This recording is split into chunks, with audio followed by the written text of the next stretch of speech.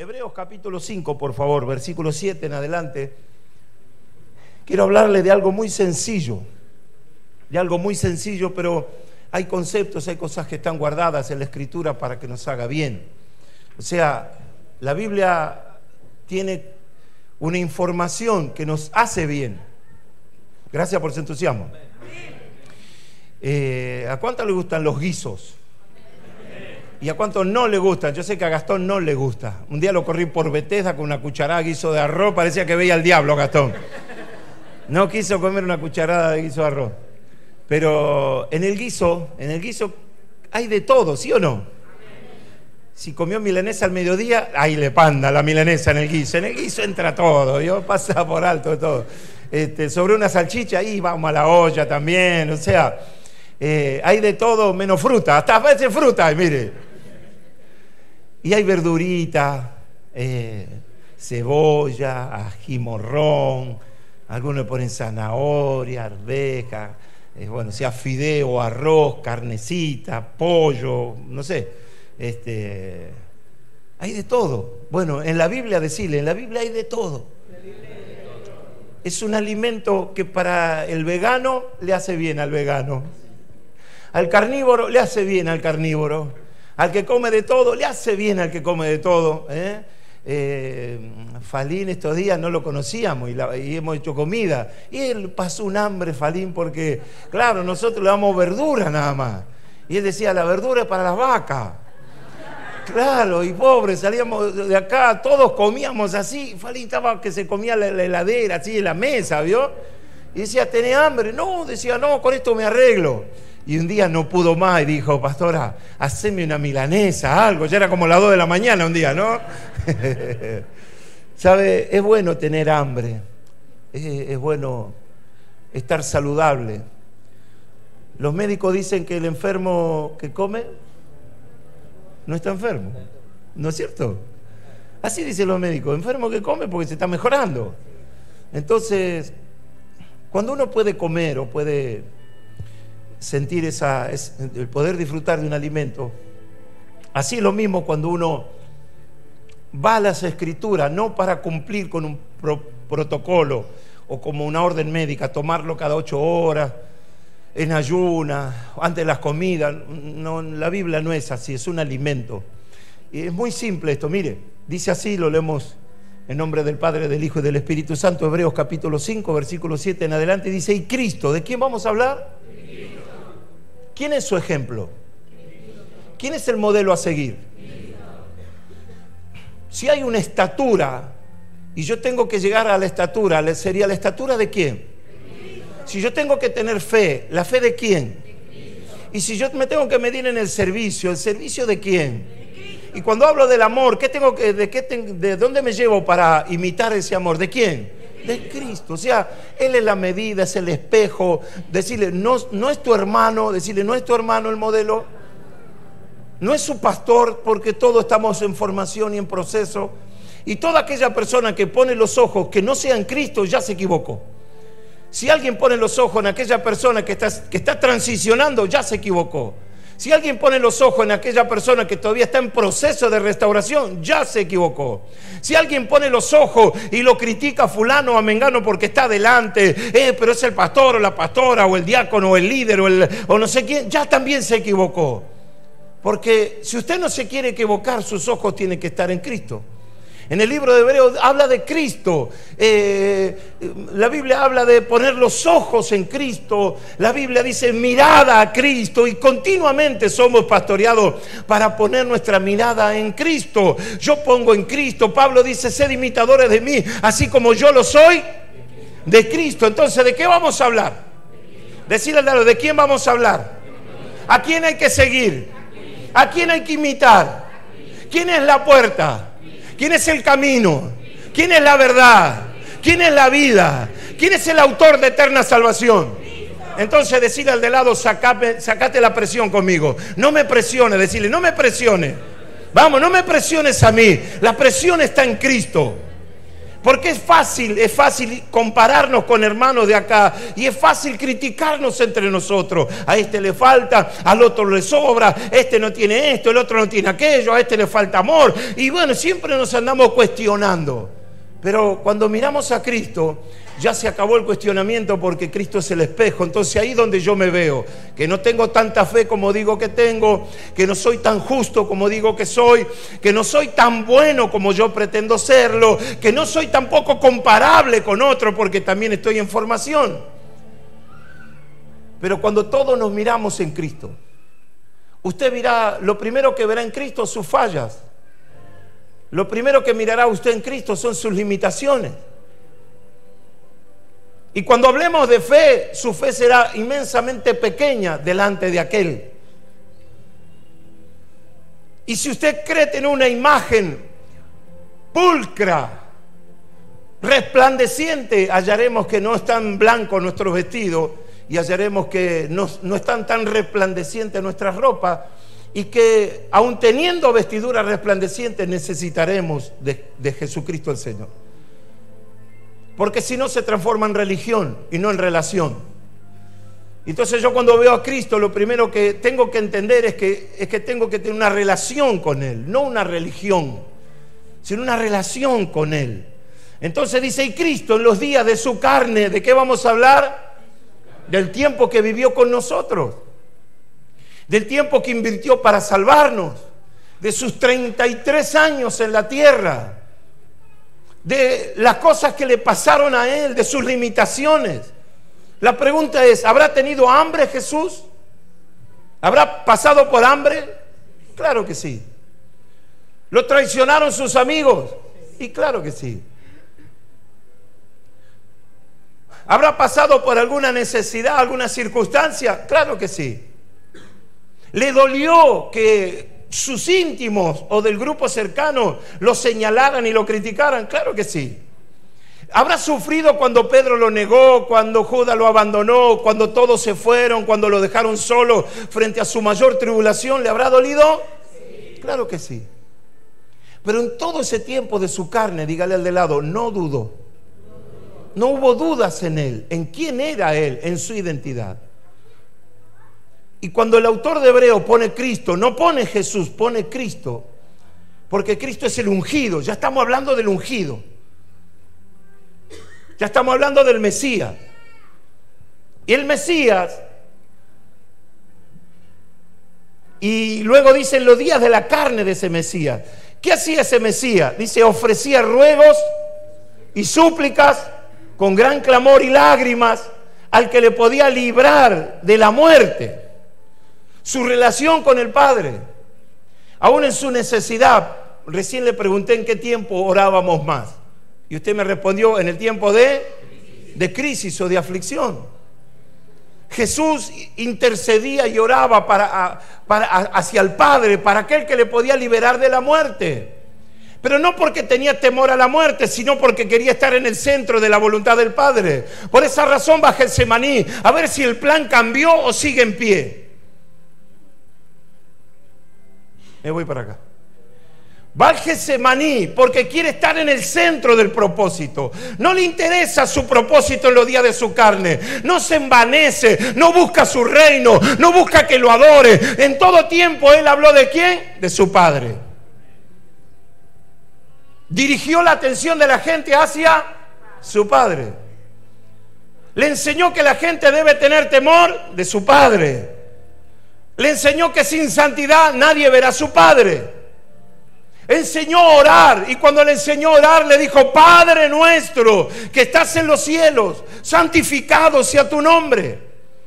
Le enseñó al pueblo a santificar el nombre del Señor, a tratarlo de santo, a llamarlo santo. Diga conmigo: santo, santo, vamos, vamos, santo, santo, vamos, vamos, santo, santo, Jehová Dios de los ejércitos, todo el cielo está lleno de tu gloria. Vamos, santifíquelo al Padre en esta mañana. Levante su mano y diga: santo, santo, santo es el Cordero, santo, santo, santo es el Padre. El cielo está lleno de la gloria del Padre. Eso le enseñaba. Entonces dice que él hacía oraciones, súplicas, con gran clamor, con gran ruego a aquel que podía librarle.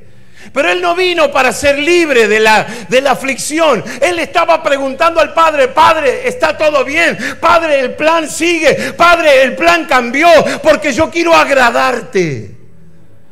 No se saca responsabilidades como nosotros. No.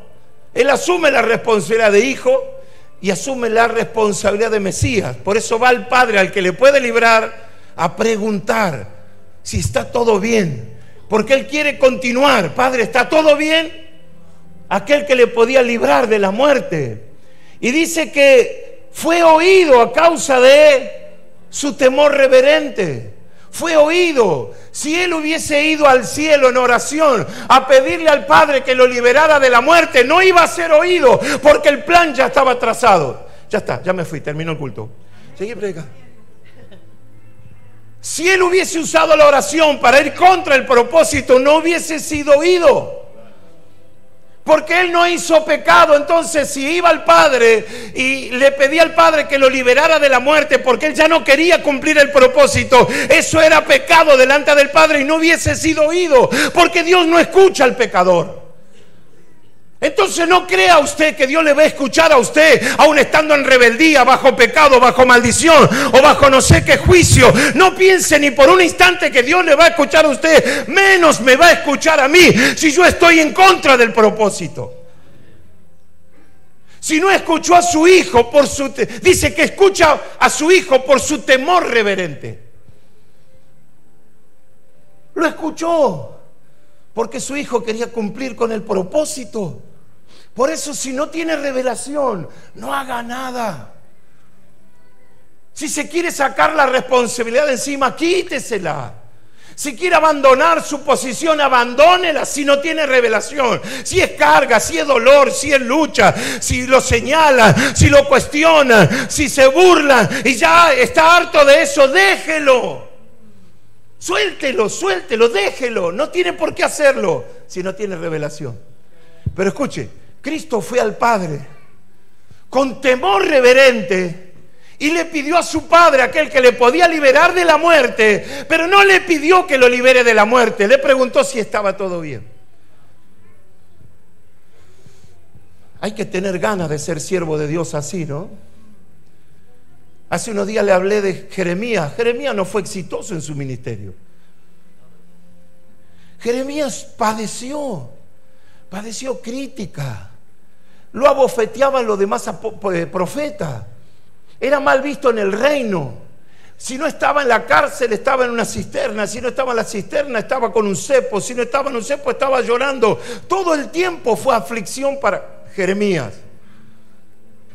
Por esa razón Jeremías quiere soltar todo el ministerio, quiere abandonar porque no tenía revelación, no entendía que servir a Dios. Él pensaba que servir a Dios era todo éxito, andar en una 4x4, comprarse un campo ahí en Villa Gesell, edificar una casa de 2 pisos, tener un barco para salir a navegar y pescar, o no sé qué cosa. Pero Dios no lo llama a Jeremías para eso, lo llama para que profetice en su nombre, para que sea la boca del rey. Y por hablar en nombre del rey es abofeteado. Lo castigan todo el tiempo. No fue exitoso. ¿Sabe quién rescata de la cisterna a Jeremías? Un eunuco. Y eso es que la salvación de Dios viene de cualquier lado, aún de un eunuco. Aún un eunuco puede tener misericordia de usted. Pero nosotros castigamos a los eunucos. Que el eunuco, y resulta que el eunuco puede ser un instrumento de salvación cuando estás en tu peor momento. Tal vez el que más te critica te puede auxiliar. Tal vez el que más te cuestiona, tal vez el menos indicado, Dios va a usar a esa persona para traer liberación. Así que Jeremías tuvo que aprender desde el dolor quién era Dios. Por eso dijo un día: Señor, dejo todo, abandono todo. ¿Para qué te creí? ¿Para qué decidí servirte? Dejo todo, Señor, abandono todo. Pero no queda ahí la oración, sino que él sigue hablando con el Señor. Gracias a Dios por los versículos que vienen y dice: me sedujiste, oh Jehová. Me sedujiste, oh Dios. qué trato, qué relación, porque Jeremías era necesario. Decirle al dedo, sos necesario, aunque estés afligido, aunque no entiendas tu llamado, aunque no entiendas lo que está pasando, aunque usted vea que a su alrededor hay crisis, hay dificultades. No fuimos llamados para otra cosa que para anunciar la buena nueva de salvación.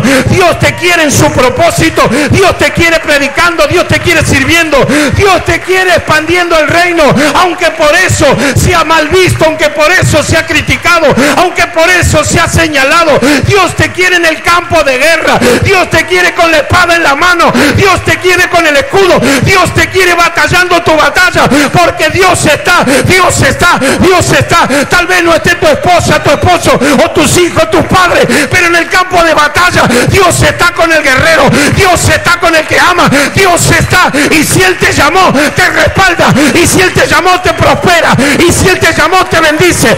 Él no deja a nadie, Él no abandona a sus hijos.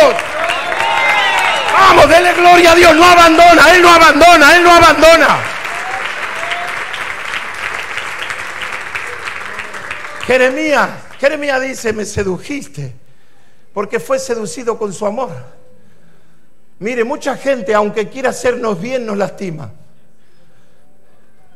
Aunque quieran hacernos bien, nos dañan, porque ellos no entienden el idioma que yo voy a soltar dentro de un ratito. Hablan en la carne, hablan de lo que ven, suman, multiplican, dividen, restan. En ese ámbito se mueven. Si hace frío se ponen un pullover, y si llueve salen con paraguas. Son lógicos. Hay gente lógica, pero la Biblia enseña que hay gente espiritual, que son capaces de desafiar, o somos capaces de desafiar aún lo que vemos a gigantes. Por eso el apóstol hablaba y ayer predicaba del oso, y Elena hablaba de lo mismo, el oso con el león y después el gigante. Somos instruidos a esas batallas. Si usted ya está hábil, si ya tiene habilidad para matar osos, Dios lo va a subir de nivel para que mate leones. Y cuando usted sepa matar leones, va a ser instruido para derribar gigantes.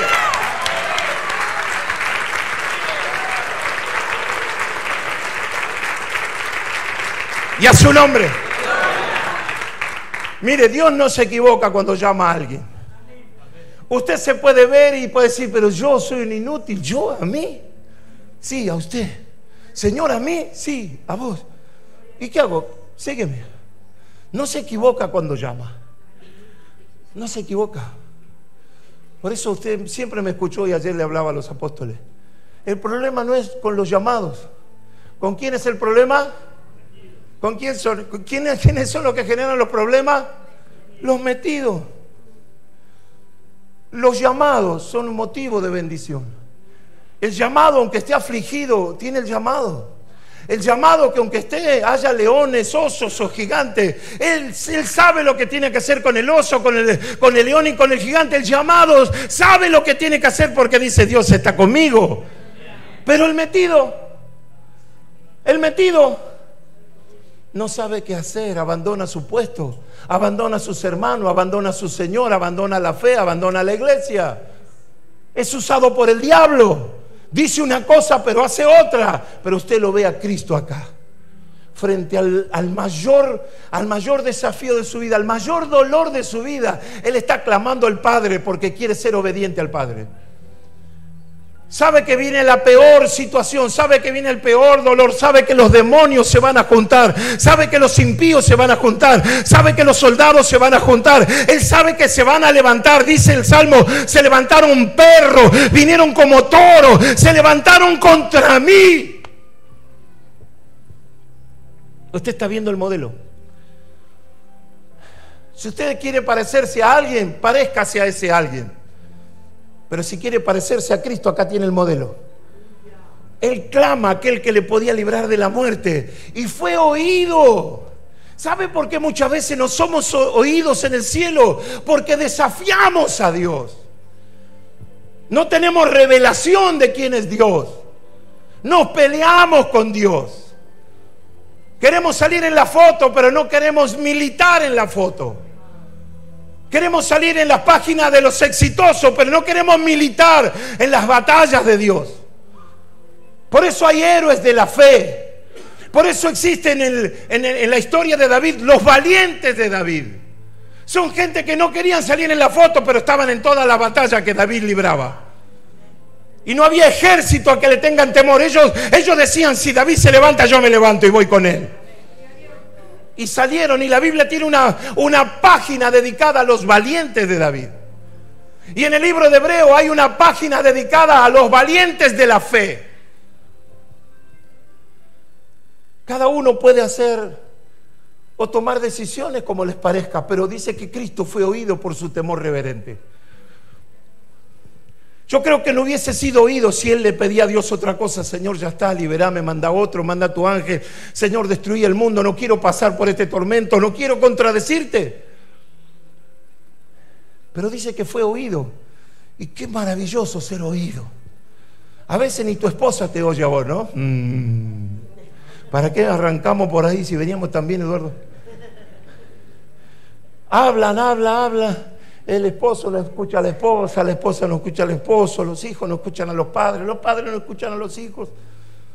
Estamos en una sociedad de sordos, donde todos hablan, donde pocos se oyen. Y cuando llega a la iglesia pasa lo mismo, todos hablan, opinan, saben lo que tienen que hacer, pero están viviendo una vida desastrosa,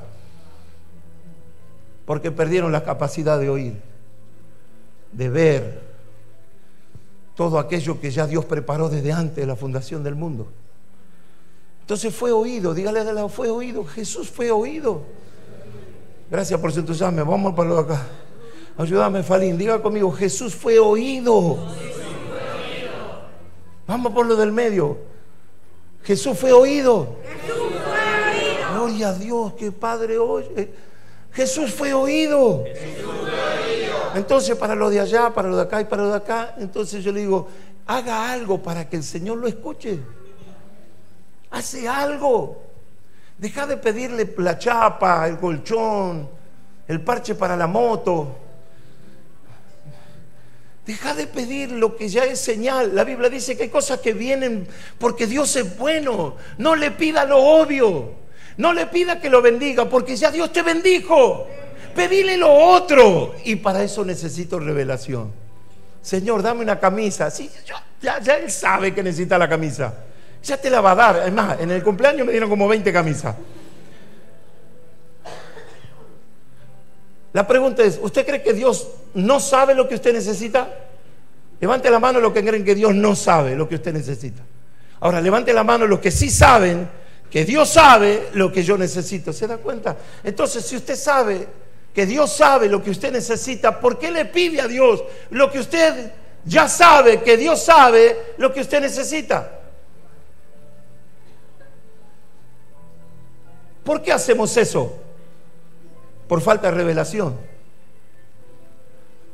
Ahora, ¿cuántos oran para cumplir con el propósito de Dios? ¿Cuántos oran para no correrse un centímetro de la voluntad de Dios? ¿Cuántos oran para que no les falte la fe en medio de la tribulación?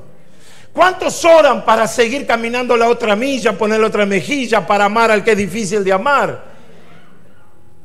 Por eso es más fácil orar por una camisa que orar por el propósito de Dios. Fue oído por su temor reverente, el 8. Vamos al chavo del 8. Qué lindo. Dice, y aunque era hijo, ¿qué es usted? ¿Qué somos nosotros?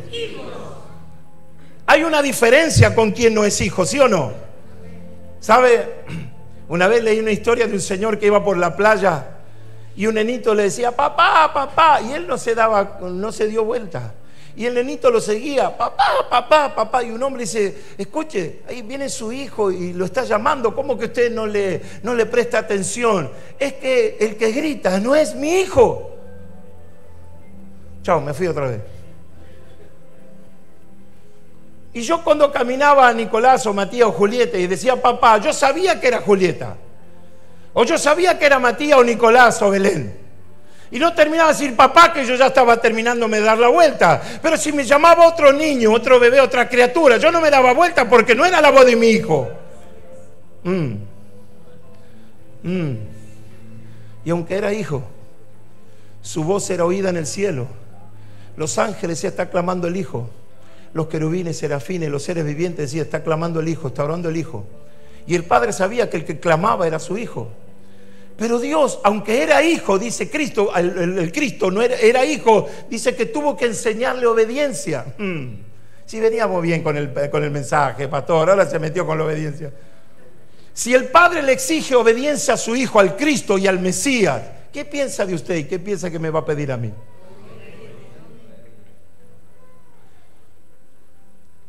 Solamente son obedientes los hijos. Y al padre le duele cuando un hijo es desobediente. Hay dolor en el corazón del papá cuando un hijo se porta mal. Yo habré hecho entristecer a mis padres. Le pido perdón al Señor de haber hecho llorar a mi madre. Le pido perdón al Señor de haber hecho llorar a mi padre. Porque no hay mayor dolor para un papá o una mamá que da todo a su hijo que el hijo se porte mal o que desobedezca. Y si hacemos llorar a los padres, cuánto más siendo siervos o líderes o hermanos, cuando desobedecemos, cuánto más llora Dios. ¿Sabe? Tal vez usted tenga una idea de un Dios risueño, que no tiene problema, que desayuna bien, almuerza bien, merienda bien, cena bien y se va a dormir temprano. ¿Usted cree que Dios es así? Pero si la iglesia tuviera la visión de quién es Dios, Dios está llorando hoy. Llora por su casa, llora por su iglesia, llora por sus hijos, llora por sus siervos, por el comportamiento de la casa, no de esta, sino de la iglesia. Pero ¿sabe también por qué llora? Porque ve que estamos adormecidos y hay gente que está entrando en la eternidad sin Cristo, sin Dios y sin esperanza. Y él llora porque dice, nadie los va a ir a buscar. ¿Quién les predicará? ¿Quién les anunciará la buena nueva de salvación? ¿Quién les dirá que yo los amo? ¿Quién les dirá a ellos que yo puedo perdonar sus pecados? ¿Quién irá en mi nombre a liberarlos? ¿Quién irá a decirle que los amo? Pero como estoy ocupado en la camisa, en el batón, en el rulero, en la zapatilla, en la moto, en la bici, en lo obvio, son muy pocos los que dicen, Señor, envíame a mí, yo iré. Lea el llamamiento de Isaías, capítulo 6, lea Isaías, que hay dolor en el corazón del Padre, y los tres dicen, ¿a quién iré? ¿Y a quién enviaremos? Isaías dice, a mí, Señor, envíame a mí. ¿Quién ora para mantenerse en su propósito y no defraudar al Señor? ¿Quién llora? ¿Quién clama? ¿Quién se presenta de Dios para poner la mano en el arado y no soltar el arado? Aunque usted ve que el campo está duro y es difícil y la tierra dura, pero Dios lo mandó a arar y tengo que arar. Con poco, con mucho, tengo que arar, tengo que cumplir el propósito. Aunque no esté nadie a su lado, yo lo tengo que hacer porque Dios confió en mí este arado y voy a llevar este arado hasta donde Dios me diga que lo lleve al arado.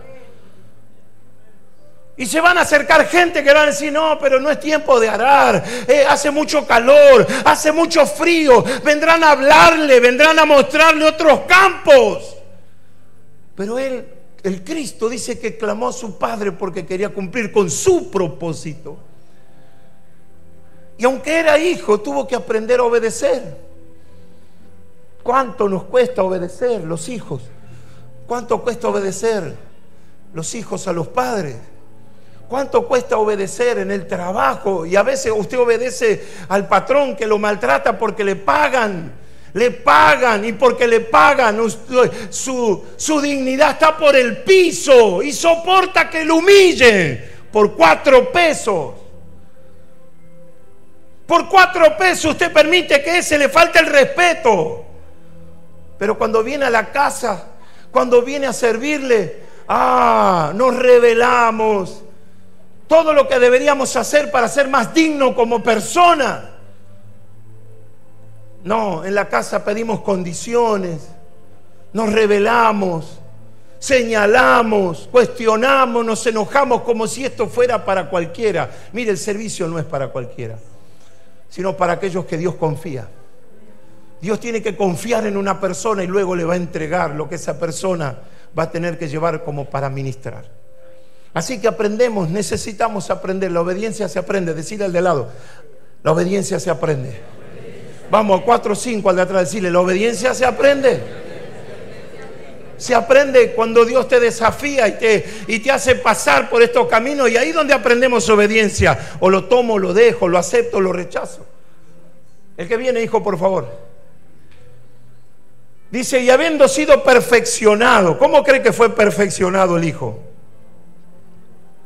¿Cómo fue perfeccionado el hijo? ¿Cómo fue perfeccionado el Mesías? A través de tribulaciones, a través de necesidades, a través de crisis. El hijo pudo administrar la crisis de la cruz porque él ya sabía administrar otras crisis. Cuando tuvo 20, 21, 18 años,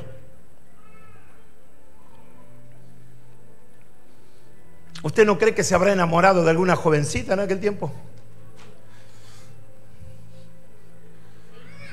Se habrá enamorado de la Ruth de la Vuelta, ¿no? La Ana, la María de la Vuelta. ¿Se habrá enamorado, sí o no? Le habrá pegado fuerte la rubia esa a Cristo. Se habrá enamorado hasta las tripas tal vez. Pero cuando tuvo que decidir, le dijo, aunque te amo, más amo cumplir la voluntad de mi Padre. ¡Wow! ¿Usted no cree que a Jesús le hubiese gustado tener unos cuantos dólares en el bolsillo? El papá José era contratista de obra, hacía distintos trabajos, no tan solo con la madera. Y tal vez se licitaba algún templo, algún palacio, y Jesús hubiera dicho, ¿cuál es el problema? Me hago la obra esa, cobro $10,000. ¿Usted cree que lo hizo? No era tiempo. No era tiempo para eso. Era tiempo para obedecer a su padre. ¿Está mal, pastor? Mientras no hay llamado, mientras no hay propósito, no. Pero cuando hay llamado, cuando hay propósito, sí, porque ya Dios compró tu tiempo. Chao, me fui. Amén. Gloria a Dios. Ya Dios compró tu tiempo. Amén. Amén.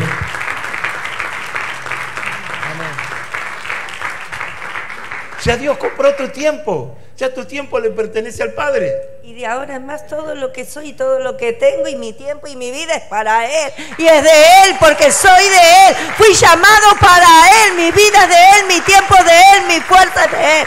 Porque fuimos llamados con propósito. Por eso hay tiempos. Tiempos de educarnos, tiempo de crecer, tiempo de trabajar, pero tiempo de servir. Y el tiempo de servir es apartado, santificado para Él.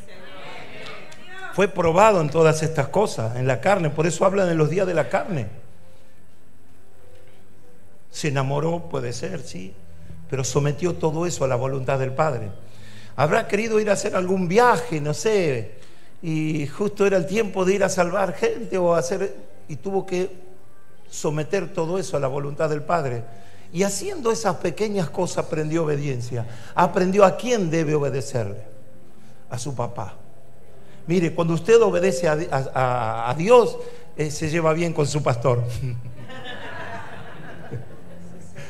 Entonces dice, y habiendo sido perfeccionado, vino a ser autor de eterna salvación para todos. Para todos. Ah, no queda, no hay un punto ahí, ¿no? Para todos. Entonces, si él aprendió obediencia en un mundo imperfecto, ¿qué cree que le va a pedir a usted y a mí? Obediencia. ¿Se conformará con su ofrenda? No. ¿Se conformará con su diezmo? No. ¿Se conformará con lo que usted haga en el servicio? No, se va a conformar si usted es o no obediente. ¿Y para quién es Salvador? Para el obediente. Y el desobediente, aunque esté en la casa y sea desobediente, y no sé, arréglesela con Dios. El que está seguro en la casa es el que es obediente. El que no es obediente, hable con Dios y sabe si tiene picado el boleto. No, pero yo me voy al cielo. O se muere el bandido del barrio, el chorro del barrio. Ay, se terminó su lucha aquí en la tierra. Ahora está en la presencia de Dios.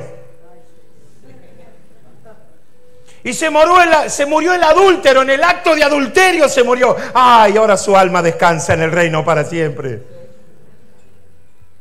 Se murió de una sobredosis. Bueno, ya su almita reposa en los brazos del Rey. Es que nosotros metemos a la gente en el cielo. Al peor del barrio lo metemos en el cielo. Al borracho del barrio lo metemos en el cielo. Pero Jesús, acá dice otra cosa. Que Jesús es Salvador para los que le obedecen.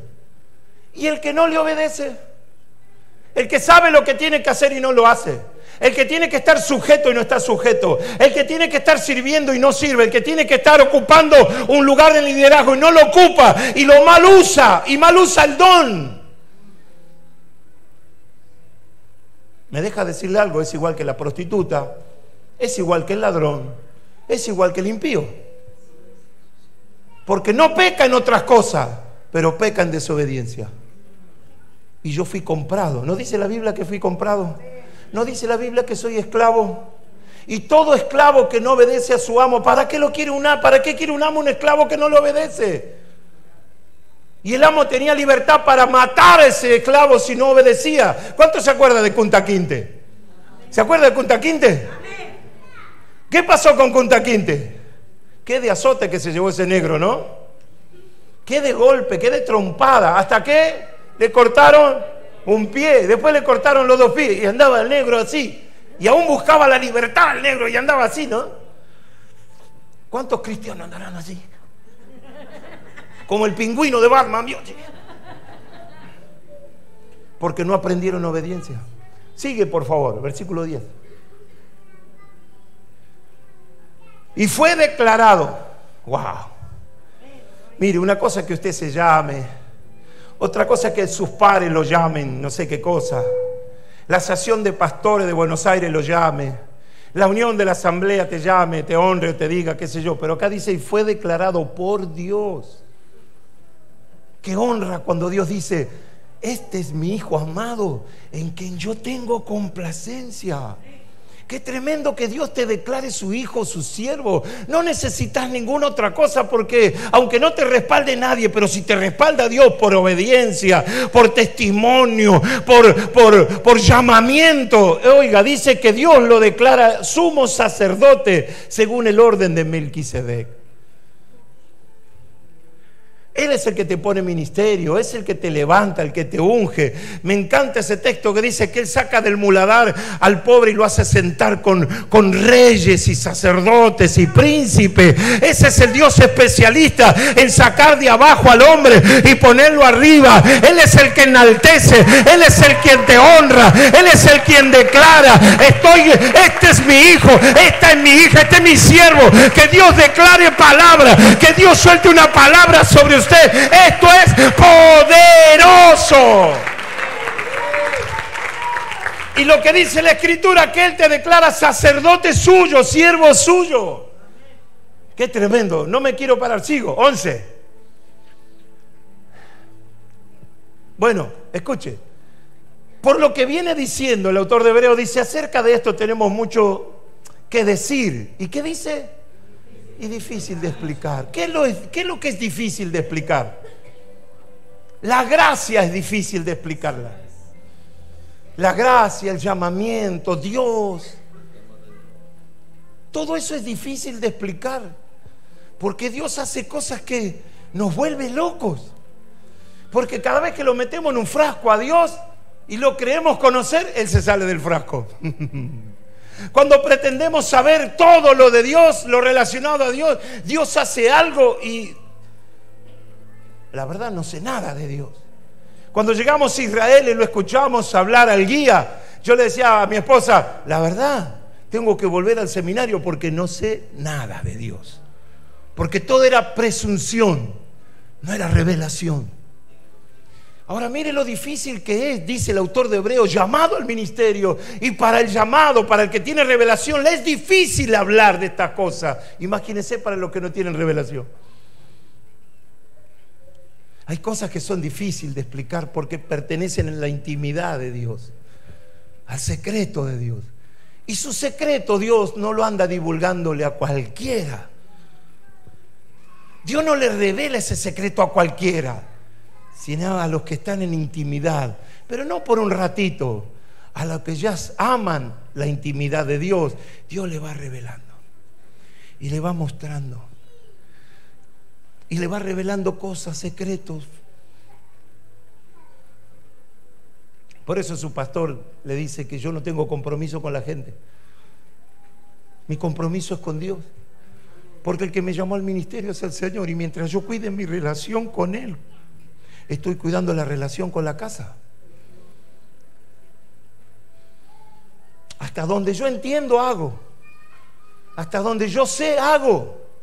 Pero lo lindo de esto, de las cosas del ministerio, es que es inagotable esa información. Es inagotable. Y ese hombre dice que hay cosas que son difíciles de explicar. Eso es como el señuelo para el pez, como la carnada para el pescador, ¿no es cierto? Para nosotros este texto debe ser como esa carnada que nos debe llevar a profundizar con Dios. Por eso hay hombres de Dios que saben que lo único que hay que hacer es quedarse callado y escucharlo. ¿Por qué? Porque tienen mayor revelación. Decirle al de lado, llegó la hora de elegir a quién vas a escuchar. ¿Al chavo del 8? ¿O a un hombre que tiene revelación, o una mujer que tenga revelación? Llegó la hora de elegir a quién va a escuchar. A esos soñadores. ¿Vio que en la iglesia hay soñadores? O a los que tienen revelación. ¿Sabe qué es la verdad? La verdad es lo que es. Diga, la verdad es lo que es. Entonces cuando usted escuche a alguien, la verdad es eso que está escuchando, que si habla de un Dios grande, pero está derrotado.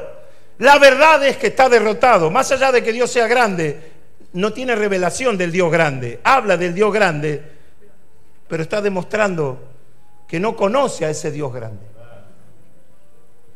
En el Evangelio es fácil las cosas. Todos hablan en el Evangelio. A los 3 meses un chimoltrufio ya le quiere enseñar a su pastor. Uno me dijo, yo te explico. Yo le decía, no me tiene nada que explicar. Vos necesitas que yo te explique. Y esto parece pedante, ¿no? Parece... Es que a cada uno hay que ponerlo en el lugar que corresponde. Llegó el tiempo de ubicar a los desubicados. Porque te quieren explicar lo inexplicable, Alcide. Hay gente que quiere explicar lo que no le fue revelado. No le fue revelado la Santa Cena y te quieren explicar lo inexplicable. Seguimos. Perdón. Dice, ¿por cuánto? ¿Por qué es difícil de explicar? Dice, por cuanto os habéis hecho... Casi dice tarado ahí, ¿no? Por cuanto os habéis hecho... tardos para oír. ¿Y qué te puede explicar el que no escucha? Dígale al sordo que le imite una calandria. No. El que es tardo para oír no te puede explicar nada. Porque lo que no tiene explicación para él, no tiene explicación para vos. Porque él se hizo tardo para oír. Pero qué lindo aquel que escuchó, ¿no? ¡Wow! ¡Qué lindo compartir una charla y poder aprender del testimonio de mi hermano, de mi hermana! Porque el que tiene algo lo tiene, y es real que lo tiene, y es verdad que lo tiene. Y si tiene lo que tiene, algo habrá hecho para tener lo que tiene. Porque aprendió a oír. Porque aprendió a escuchar. Suéltala. Entonces hay gente que se hizo tardo para oír, no escuchan, hablan mucho, escuchan poco. Sigue el versículo 12. Dice, porque debiendo ser ya... Pregúntale al de lado. Después de tantos años en el Señor, decile, molestale un poquito. Después de tantos años en el Señor, ¿qué tendrías que ser ya? Aunque esto no es por años, aunque esto no es por antigüedad, pero después de tantos años, no tendrías que decirle, no tendrías que estar un poquito mejor ya, ser más bueno, decirle más dócil, más comprensivo, más más siervo, aunque no sea siervo, pero somos más siervos. Ya el corazón está procesado. Después de tanto tiempo, ya tendrías que hablar de otra manera, escuchar de otra manera, ver de otra manera, servir de otra manera, tener revelación del Espíritu, ser dócil en el Señor, ser levantado. Ya tendría que ser algo distinto a lo que se es hoy. Diga gloria a Dios. Dígale al de lado, esta palabra es para vos. ¡Wow! ¡Qué malo el pastor! No, esta palabra es para vos. Dice, porque ya ha tenido que ser maestro. Dice, después de tanto tiempo. Oh, yo me quedaría a vivir en ese texto. ¿Cuánto tiempo pasó desde que creíste? ¿Cuánto tiempo pasó desde que te predicaron? ¿Qué cambió desde el día que creíste hasta el día de hoy? ¿Qué cambió? Oh my God, todo dice acá. Una chimoltrufia. ¿Qué cambió? Míralo así. ¿Cambió tu carácter? ¿Seguro? ¿Cambió tu forma de hablar? ¿O lo mandás a la...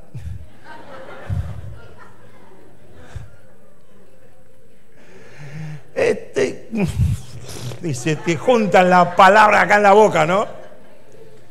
Pregúntale, ¿qué cambió desde el día en que creíste hasta el día de hoy? ¿Qué cambió? ¿Crees más hoy que cuando creíste? ¿Tu corazón se ensanchó más hoy? ¿Está más ensanchado hoy que cuando creíste? ¿Apoyás más la casa hoy que cuando creíste? ¿O le hiciste una costura ahí en el bolsillo? Tendríamos que ser ya maestros. ¿Por qué dice maestro? Porque el maestro es el que administra el don. Chao, me fui otra vez. Maestro es el que administra el don. Amén, amén. No sé. Maestro es el que administra el don. Yo creo que el Señor nos dejó un estilo de vida, un estilo a seguir. Ser cristiano significa ser imitadores de Cristo. Y lo que hoy está buscando el Señor, gente fieles, hijos fieles, que le obedezcan, que anden.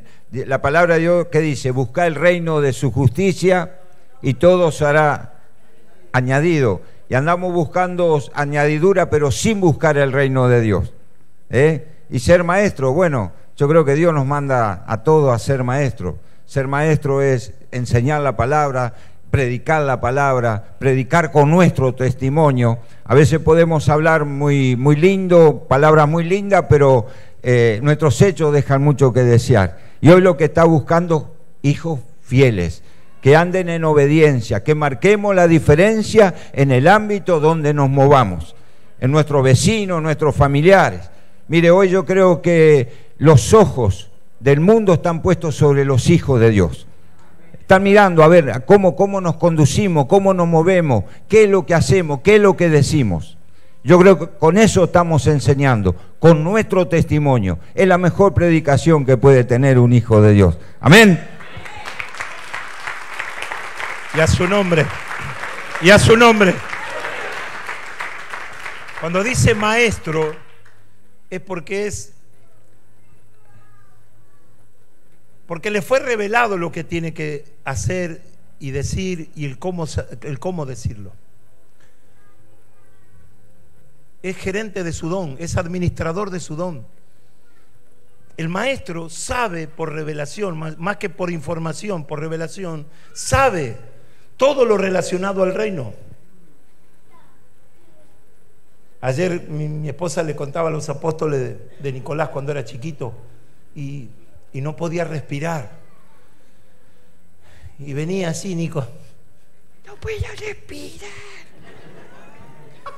Tenía, así como Carlito Balá tenía el corte, bien lacio tenía Nicolás, bien lacio, así con un flequillito. Ahora parece uno de los Simpsons, parece, pero en aquel tiempo era chiquitito, así cachetón, con el flequillito acá y venía, no puedo respirar.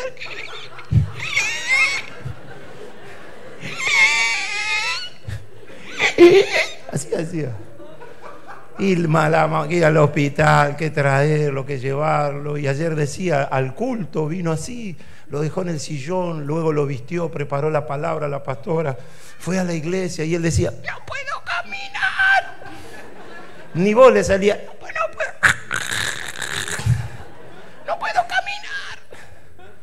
Y bueno, llegó a la iglesia, lo puso en la silla, predicó. Otros, pastor, hoy no vengo que vino mi abuela. Pero ¿no era que se murió el año pasado tu abuela? Hay gente que ministra el don y no es gerente de su don. No es administrador de su don. Dice lo que usted tiene que hacer, pero ellos no hacen lo que tienen que hacer. Ponen carga en los demás. Enseñan lo que nunca aprendieron. Ser maestro del don. Cuando dice, tendrían que ser maestros, administradores de los dones. Estar por arriba de la circunstancia. La Biblia no es vanidad. Cuando Pablo dice, porque para mí el vivir y el morir. ¿Y cuántos se quieren morir hoy? Nadie, ¿vio? ¿Se quiere morir? Nadie. Nadie. Yo tengo un pistolón ahí. Tráeme el pistolón, tráeme la espada. Lo pasamos de huello acá. Nadie se quiere morir, Falim. Pero nos aferramos a estas cosas y dejamos de ser maestros del don. ¿Y qué sucede? Es que la gente pierde credibilidad. El que hace así ya no es creíble, porque no es administrador de su don. Ya no es maestro. No califica. Porque debiendo ser ya maestro, después de tanto tiempo, dice el escritor de Hebreo, dice, ¿tenéis la necesidad de qué? Otra vez, el perdón, otra vez esto. Bueno, tenés que perdonar, otra vez, no aprendió la clase del perdón, no aprendió la clase del amor. Muchos creen que el amor es como las novelas de Migré, aunque ya murió el loco este, ¿no? De Rosa de Lejos, vio todas esas novelas, Un mundo de 20 asientos, estoy re viejo, ¿no? Carmiña, ya me fui muy atrás, ¿no? El Evangelio no es una novela de que uno tiene que andar colgado del cogote. Ay, cuánto te amo, ay, cuánto te amo. Ay, ¿sabés que te amo? Y donde lo ve, te amo. Oiga, ni ora por el chimoltrufio ese y dice que lo ama. Bueno, tenéis necesidad de que os vuelva a enseñar cuáles son los primeros rudimentos de la palabra de Dios. Escuche, mire lo que dice, lo dice él, no lo digo yo.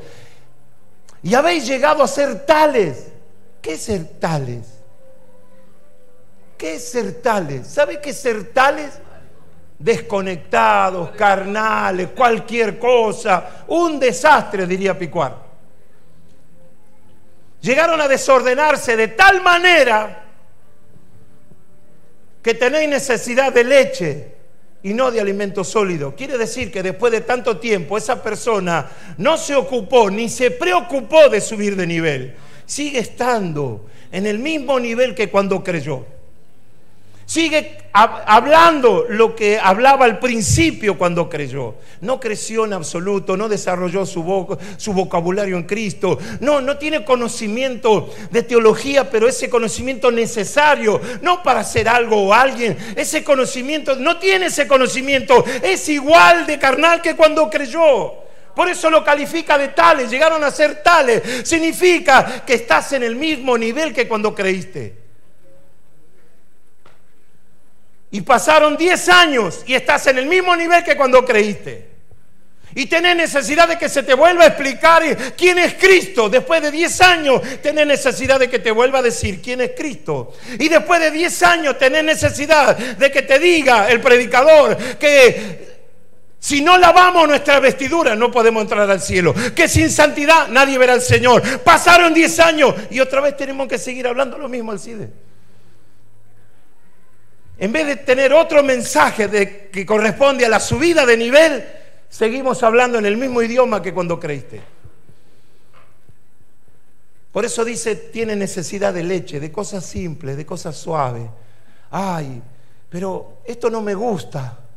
Me voy porque me predican fuerte, duro. Y yo le dije, esto no es cuestión de textura, no es de duros y de blandos. Es cuestión de verdades, de lo que está escrito. Sigue, el 13. Por eso dice, tengo cosas que enseñarle, pero son muy difíciles. Bueno, empezó a hablar algunas cosas. Dice, y todo aquel que participa de la leche, ¿qué es?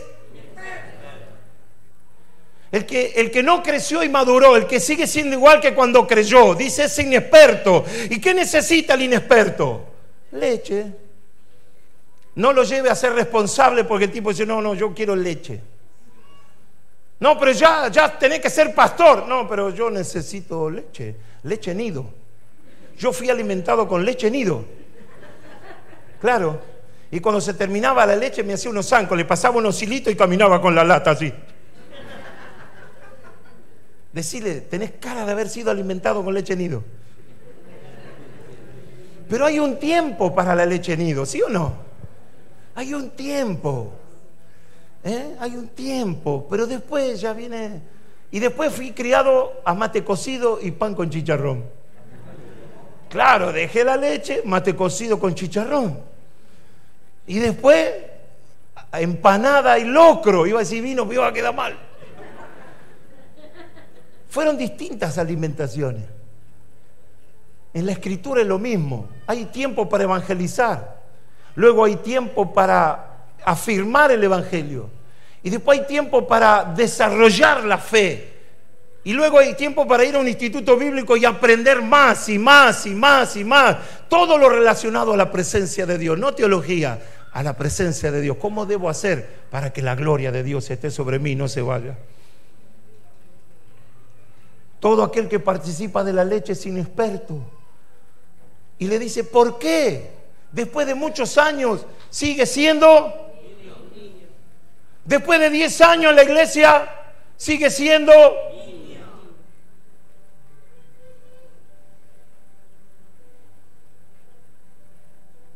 Niño. Yo leí un libro, ya termino con esto, 1 hora y media más y termino. El niño del tambor, un libro. Cuenta la historia de un niño feliz en su casa con su papá y su mamá. Resulta que estalla la guerra, su papá se va a la guerra y le dijo que pronto iba a volver, y el niño lo despidió con un tamborcito, el papá, cuando se iba a la guerra. Y el papá muere en la guerra. Y él sigue tocando el tambor, salía todas las tardes tocando el tambor esperando que su papá regresara. Y ese niño se quedó en esa edad. Se quedó en esa edad de los 5 o 6 años, se quedó. Y ya era grande y seguía tocando el tambor porque seguía esperando a su papá. Se quedó en la edad de niño.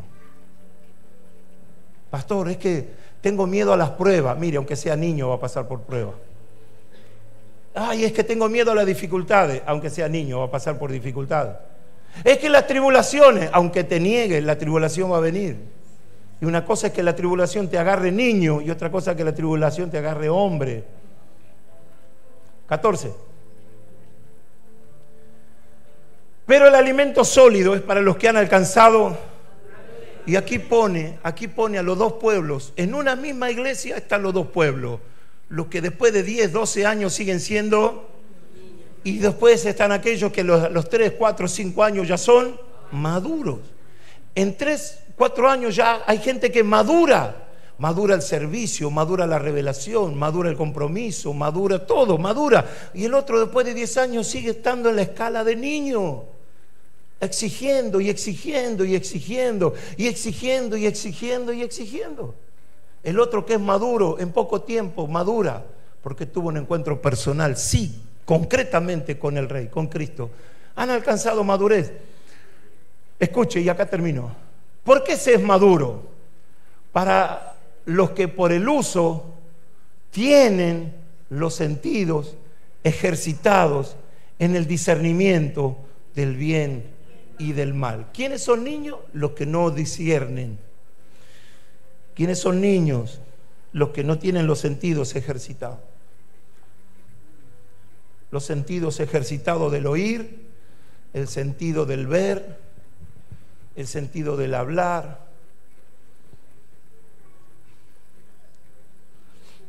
Usted va a descubrir a una persona si es niño o maduro cuando habla.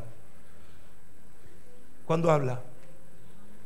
Y después de 10 años usted puede descubrir a un niño por la manera de hablar. Porque se llena de excusas. Porque no, y porque esto no es para mí, y porque es difícil, porque tengo miedo. Está delante de un niño, no maduró, no se le reveló. No se le reveló lo tocante al cielo. Por eso Pablo dice que Dios le revela algo tocante a la iglesia, al pueblo gentil.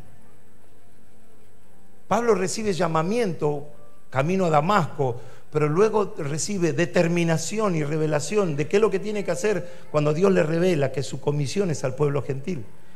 Por eso se rapaba, por eso con el griego soy griego, el judío soy judío, porque le apasionaba a esa gente. A los que tienen los sentidos ejercitados. Digo esto, media hora más y termino. Si yo no escucho a Dios, que es un sentido del oír, si no lo escucho, ¿cómo voy a poder creer? Si yo no sé discernir la voz de Dios, ¿cómo voy a crecer? ¿Cómo voy a desarrollarme? Si el ver no se desarrolla, ¿cómo voy a poder orar? Si no estoy viendo lo que... Si yo no estoy viendo, ¿cómo voy a orar por lo que no veo? Estos dos sentires se despertaron en Moisés cuando Dios lo llama. ¿Cuándo? Cuando lo llamó y le dijo Dios desde la zarza. ¿Qué le dijo? ¿Qué le dijo? Moisés. Escuchó. Moisés. Moisés. ¿Qué pasó? Escuchó. ¿Cómo voy a servir? ¿Cómo voy a entender el llamamiento si no lo escucho? Me puedo hacer el sordo si quiero. Pero eso no quiere decir que Dios no hable. Dios sí habla, pero yo no quiero escucharle. O no lo escucho o no quiero escucharle. Pero ya Moisés estaba desesperado, ya estaba por declararse derrotado. Pero hubo esperanza en esa mañana o en ese día.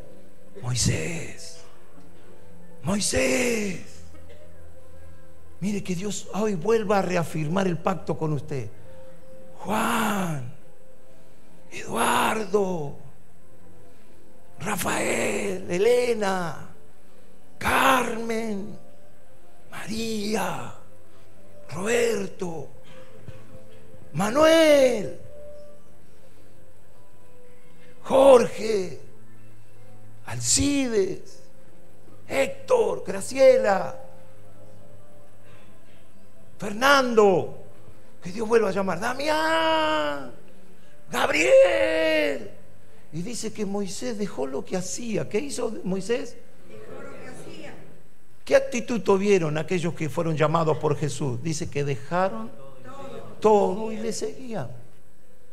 Moisés dejó todo y se fue y quedó como inspirado, quedó ahí como sorprendido viendo ese árbol prendido fuego, y él se acercaba y decía, ya se va a apagar, ya se va a apagar, y no se apagaba, porque eso lo había visto siempre, y ya se va a apagar, y ya se va a apagar, y esto no se apaga. ¿Y por qué no se apaga? ¿Y qué pasa que no se apaga? Y empezó a acercarse. El llamamiento, la voz de Dios, cuando Dios habla, lo que pretende Dios cuando habla es que te acerques a su presencia. Por eso Dios necesita a su iglesia en su presencia. La iglesia fuera de la presencia de Dios es un peligro. Un predicador lejos de la presencia de Dios es un peligro, es un manipulador. ¿Se acuerda que le dije Jesús? El hombre de Dios fuera de la presencia de Dios es un manipulador, es un peligro. No se salva él y menos los que lo escuchan. Un peligro. Se llame como se llame, un peligro. Porque la unción que tiene la usa para manipular. ¿Por qué? Porque rompió relación con Dios. Porque la unción está para el ministro, para el siervo, para la sierva de Dios, para convencer. Para que con su palabra les rompa el corazón y se los vuelva a armar. Entonces Moisés se acercó, dejó todo, y de repente Dios le dijo, Moisés, y se acercó más, y le dijo, quita el calzado de sus pies. Menos mal que tengo las medias sanas. Y se sacó los zapatos. Y yo a todos le digo que el ministerio empieza cuando tenés la capacidad de sacarte los zapatos. El que no se saca los zapatos no lo entiende a Dios. Porque en los zapatos está la contaminación con el mundo. En los zapatos está la contaminación con la tierra, con el sistema. Cuando nos sacamos los zapatos es, Señor, a partir de ahora dependo de vos. Voy a pasar por hambre, voy a pasar por soledad, voy a pasar por frío, voy a pasar por muerte, voy a pasar por amenaza, voy a pasar por descrédito, me van a tener como loco, no me van a creer, Señor, me van a tener por indigno. No importa si se saca los zapatos, pero si no se saca los zapatos, esto será un problema para servirle a Dios. No se le puede servir a Dios con los zapatos. Quítate el calzado, porque el lugar que estás pisando es santo. Santo. Esto es santo. Esto es santo. Este servicio es santo.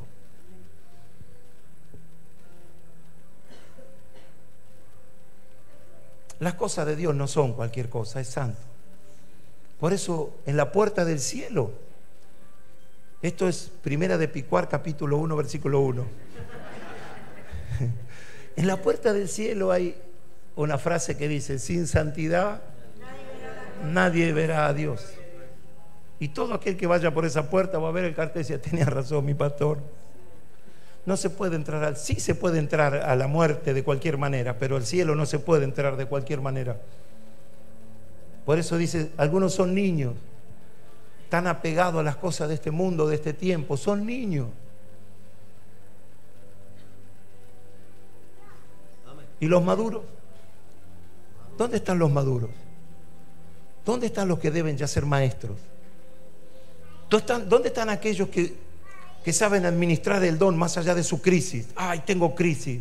Nosotros no las tenemos. ¿No las tienen ustedes? Las cosas que tuvieron que pasar por sus hijos. Ayer lo decía, ¿no? Ayer ellos cuentan el testimonio de que Dios sanó a los hijos de la enfermedad, de estar contaminados con su enfermedad. Y cuando Elena decía que Dios sanó a mis niños, la iglesia quedó. No reaccionó. Yo dije, no habrán entendido. Es que fueron sanos. Y después el apóstol tuvo que decir, lo que sucede es quién se pone contento cuando los que reciben sanidad son los hijos de los otros. Pero el papá, cuando el papá tiene enfermo un hijo y se sana, el que se alegra es el papá. A los otros. Por eso yo puedo hablarle así, de esta manera, en esta Santa Cena. Si Dios habla, es para que te acerques a Él y te saque los zapatos. Algo tenemos que sacarnos hoy. Yo ya me lo saqué. Algo tendré que sacarme, algo tendrás que sacarte. Por eso vuelvo toda la Santa Cena a pedir perdón. Todo el tiempo pido perdón. Si una palabra, si algo que dije, si algo que molestó, alguna actitud le molestó a alguien, vuelvo a pedir perdón. Pero ¿quién más pide perdón? Por eso es tener los sentidos ejercitados. ¿Quién más pide perdón? El líder que no cumple con su servicio, su trabajo, ¿pide perdón? ¿Quién más va a pedir perdón? Se te cruzó el enemigo y pensaste mal de la casa de tu pastor o de alguien. ¿Tenés el valor de levantarte y decir, pastor, quiero pedir perdón? No, porque el pastor está obligado a pedir perdón. Por eso en esta Santa Cena, guarde su corazón. Sobre toda cosa guardada, guarde su corazón. Y si no tiene revelación de lo que hace, déjelo de hacer. Porque seguro será un tropiezo. Seguro que será un problema. Seguro no nos vamos a entender, porque es otro idioma. Con los hijos enfermos, él enfermo, escapándose del hospital para servir a Dios. Yo lo puedo entender a ellos cuando me hablan, pero no puedo entender al otro que se llena de excusas porque sigue siendo niño. ¿Cómo habla un niño? Yo cuando era niño quería ser Superman y me ponía una toalla acá y me agarraba con un broche y andaba haciendo así por casa. Y Nicolás quería ser uno de los Power Rangers y le regalaron un trajecito y Nicolás decía, los Power Rangers y los Power Rangers. Iba a comprar el pan con el cosito del Power Ranger. Después se creía, Matías era el Sol Marqués y cuando cantaba, yo, ¿qué soy? El gozo del pelo, y bailaba así. Pero eso es cuando éramos niños. Eso es cuando éramos niños. Ahora ya, si hace eso Matías hoy, digo, ¡my God! Ya no lo hace porque ya es grande, adulto, y Nicolás ya no anda con los Power Rangers así. Ya creció. A veces se pone el traje de Power Ranger, pero de tanto en tanto. Imagínese una iglesia adulta, una iglesia madura, una iglesia que no haga llorar a Dios. Una iglesia que tenga revelación, que ya no tenga necesidad de leche, sino de alimento sólido.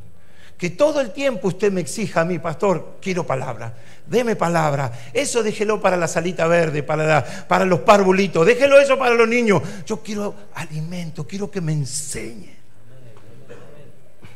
Mire, ahora sí termino. Alguien enseñó que cuando vea a usted un hombre próspero, la cuestión es así, que unos siervos de Dios vieron a un pastor que estaba muy bendecido, muy prosperado, muy bendecido y muy prosperado.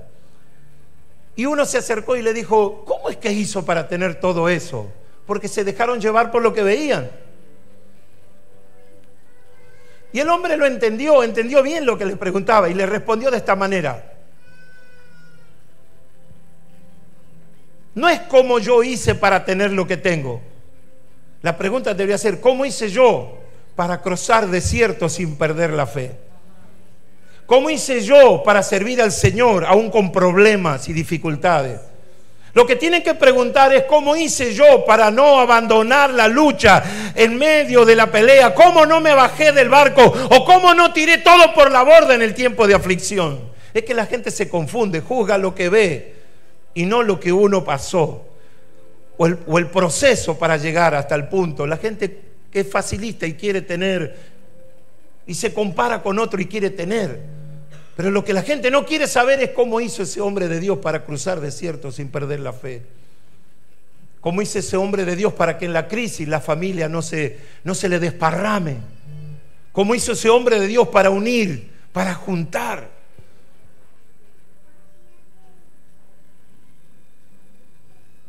Y fue oído. Gracias por su entusiasmo. Y fue oído. Oiga, la Biblia no tiene que aclarar que Cristo es oído, pero lo aclara por esto. Él fue oído por su temor reverente. Por su temor reverente. ¿Habrá alguien que tenga temor de ese temor de reverente acá? Que antes de ir a la Santa Cena, lávense las manos por favor. ¿Ya está? Que antes de ir a la Santa Cena, cada uno diga con temor reverente: Señor, yo no soy digno de tomar Santa Cena. Pero gracias porque Cristo pagó el precio por mí, por mi pecado y por mi maldad. Siéntase necesitado de Dios. Necesitado de Dios. Cerramos los ojos.